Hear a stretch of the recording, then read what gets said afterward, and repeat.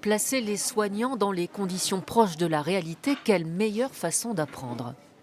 Au SIMU Santé, une maison est reconstituée. Ces étudiantes en ergothérapie simulent les contraintes d'une personne âgée chez elle. Alors là, vous êtes dans la cuisine du SIMU Santé. Ce que vous allez faire là cet après-midi, c'est de faire une recette de cuisine en gardant donc les contraintes que vous avez actuellement, donc soit un bras en écharpe, soit un bandeau sur les yeux, soit le simulateur de vieillissement. Un masque sur les yeux simule une cataracte. Des poids sont répartis sur tout le corps. Avec les poids sur mes poignets, c'est beaucoup plus compliqué d'attraper les choses, ça demande plus de force. Au niveau du dos, je ne peux pas me baisser plus que ça.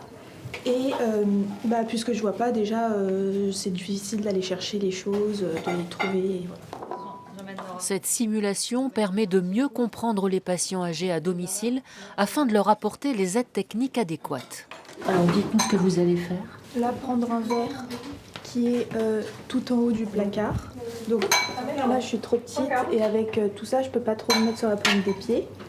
Donc, ce qui existe, c'est de mettre à la hauteur le placard pour le descendre. C'est un outil qui existe dans la vraie vie ? Oui, totalement. Et de pouvoir attraper les verres totalement à sa hauteur.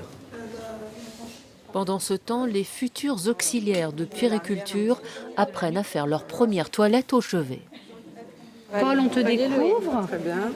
On va retirer le haut du pyjama. Hop, les bras. Voilà, très bien. Surtout bien les aisselles.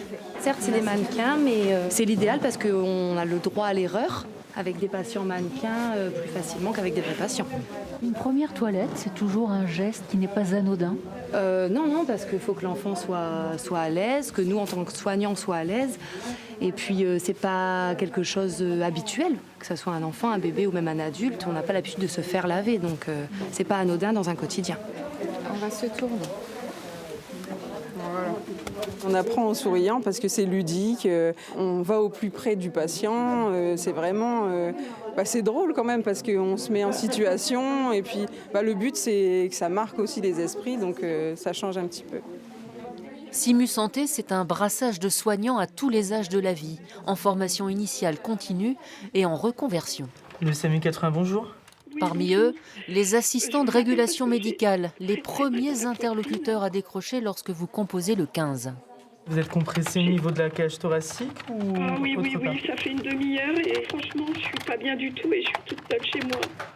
Il faut m'envoyer quelqu'un. D'accord, vous êtes seul.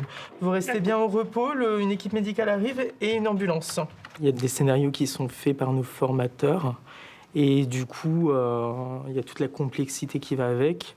Et puis après, il y a un débrief qui est fait pour savoir ce qui a été et ce qui n'a pas été. Oui, on est sur le perron, monsieur, mais elle est par terre, vous l'entendez? Un métier à forte responsabilité dont la formation d'1 an est récente.